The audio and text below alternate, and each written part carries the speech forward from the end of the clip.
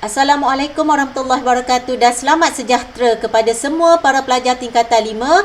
Hari ini saya Cikgu Umaira akan membincangkan dengan anda masih lagi bab 2 iaitu matriks untuk pendaraban matriks, tetapi video pada kali ini kita akan fokus kepada mendarab matriks dengan suatu nombor. Okey, hasil pembelajaran kita pada kali ini adalah mendarab matriks dengan suatu nombor.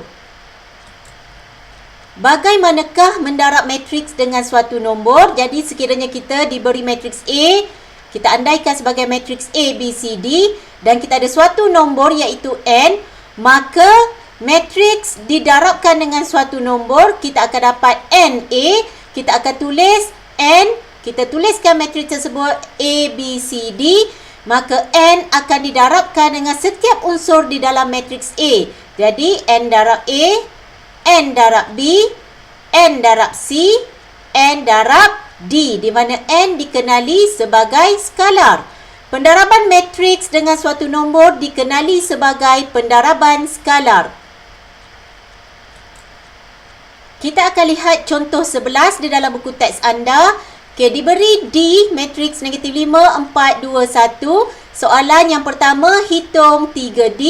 Yang kedua, negatif 1/2D. Okey, kita akan tuliskan terlebih dahulu 3 darab matriks D, negatif 5, 4, 2, 1 seperti ini.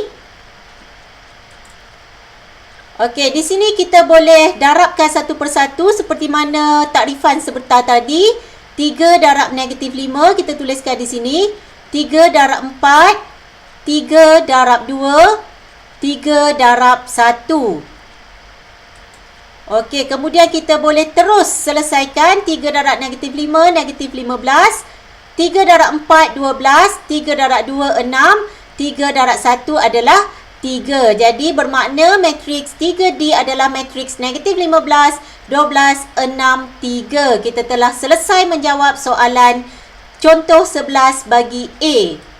Seterusnya untuk B, kita ada suatu nombor pecahan di sini iaitu negatif 1/2D.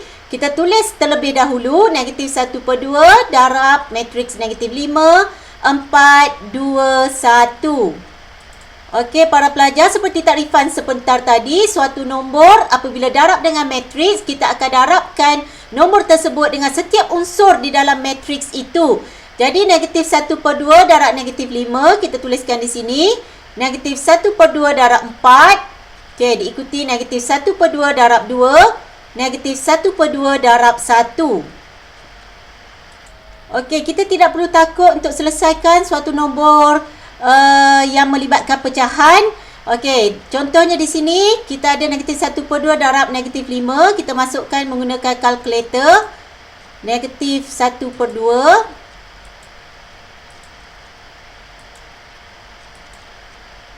darab negatif 5.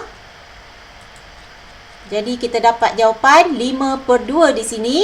Okey, kita teruskan dengan yang seterusnya iaitu negatif 1/2 darab 4. Kita masukkan sahaja menggunakan kalkulator.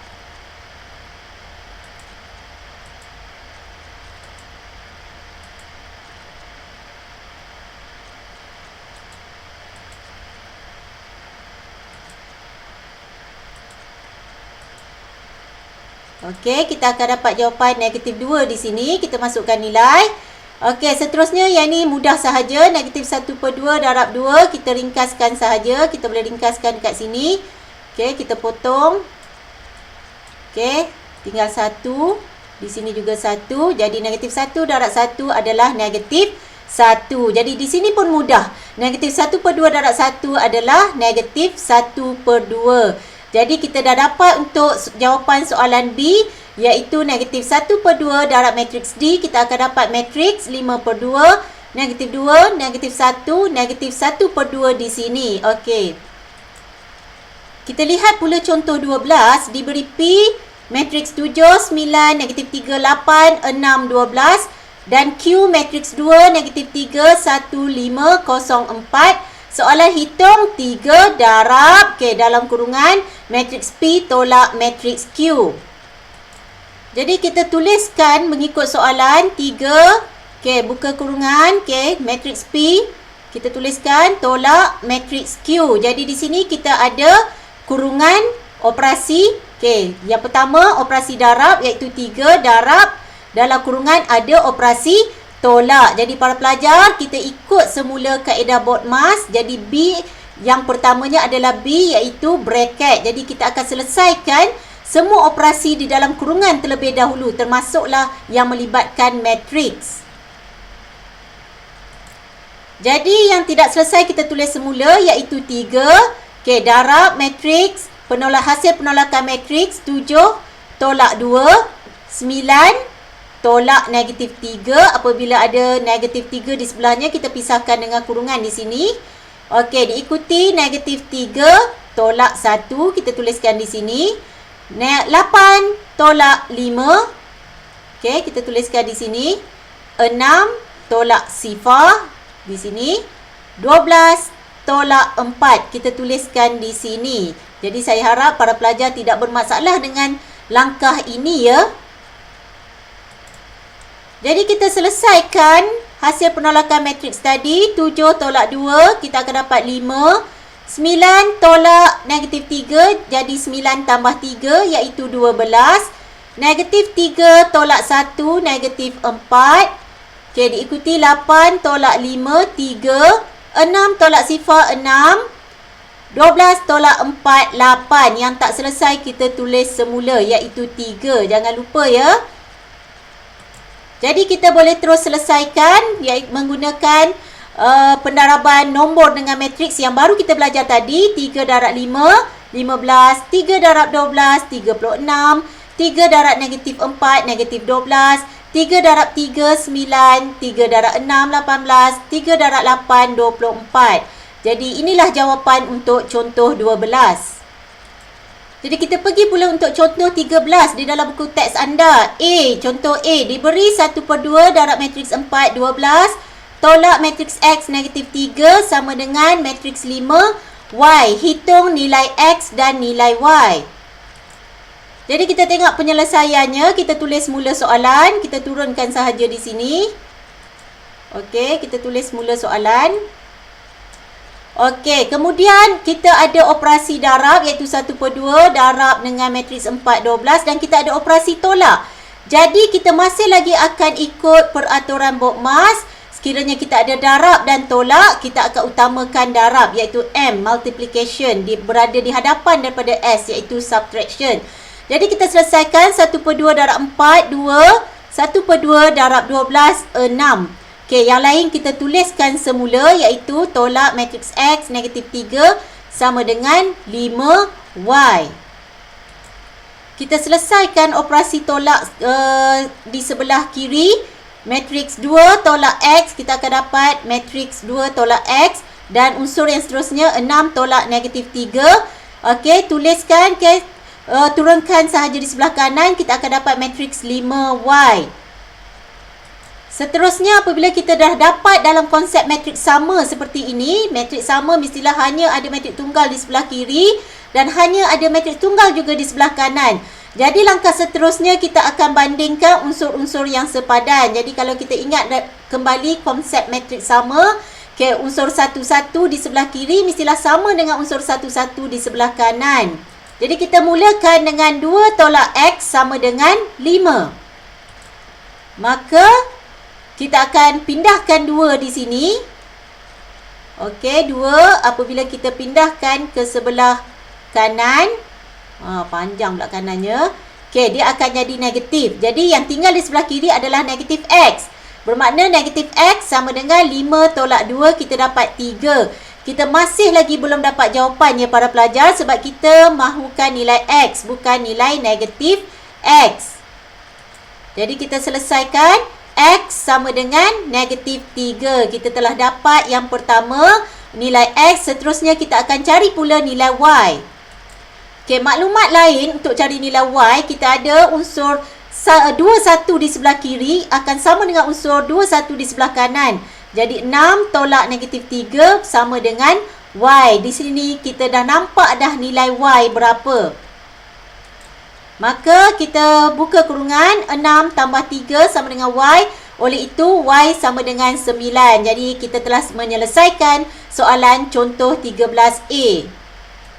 Okey, kita lihat pula satu contoh soalan kebat. Purata bilangan kenderaan di suatu kawasan parkir untuk setiap hari bagi 5 hari bekerja diwakili jadual X. Okey, kita ada jadual X di sini. Jadual Y pula mewakili purata bilangan kenderaan pada hujung minggu.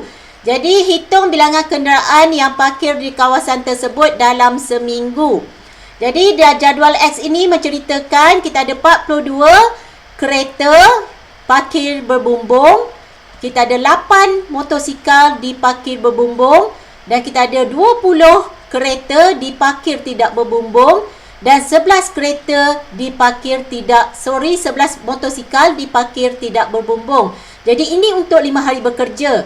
Jadi untuk hujung minggu, iaitu Sabtu dan Ahad, ada 25 kereta diparkir berbumbung, 5 motosikal diparkir berbumbung, 12 kereta diparkir tidak berbumbung dan 3 motosikal diparkir tidak berbumbung. Jadi kita akan selesaikan menggunakan kaedah matriks.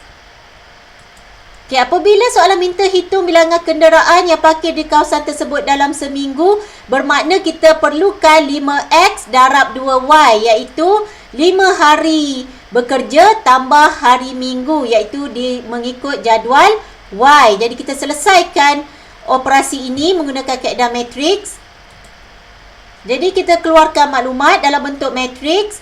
Okay, 5 darab matriks X, iaitu 42 kereta diparkir berbumbung, 20 kereta diparkir tidak berbumbung. Jadi baris 1 okey untuk parkir berbumbung, baris 2 untuk parkir tidak berbumbung. Okey, kolom 1 lajur 1 untuk kereta, lajur 2 untuk motosikal, 8 11 di sini.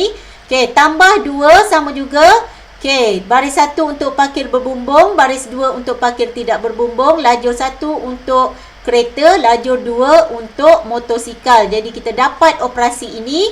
Kita akan selesaikan sama menggunakan konsep BODMAS. Kita akan utamakan darab terlebih dahulu. Okay, mengikut BODMAS, kita akan selesaikan darab terlebih dahulu. 5 darab 42, 210. 5 darab 8, 40. 5 darab 20, 100. 5 darab 11, 55. Tambah, okay, matriks 2 darab 25, 50. 2 darab 5, 10. 2 darab 12, 24, 2 darab 3, 6. Okey, kemudian kita selesaikan operasi penambahan bagi dua matriks. 210 tambah 50, kita akan dapat 260. 40 tambah 10, 50. 100 tambah 24, 124. 55 tambah 6, 61. Jadi kita dah dapat jawapan bilangan kenderaan yang parkir di kawasan dalam seminggu. Kita boleh terjemahkan di sini. Okey, kalau kita ingat tadi, baris 1 untuk parkir berbumbung, baris 2 untuk parkir tidak berbumbung, lajur 1 untuk kereta, lajur 2 untuk motosikal. Bermakna ada 260 kereta parkir berbumbung, 124 kereta diparkir tidak berbumbung. Ada 50 motosikal diparkir berbumbung dan 61 motosikal diparkir tidak berbumbung. Jadi kita telah selesai menjawab contoh 14, iaitu soalan kebat. Sekian saja untuk video pembelajaran kita pada kali ini. Saya ucapkan selamat mencuba, selamat maju jaya buat pelajar tingkatan 5.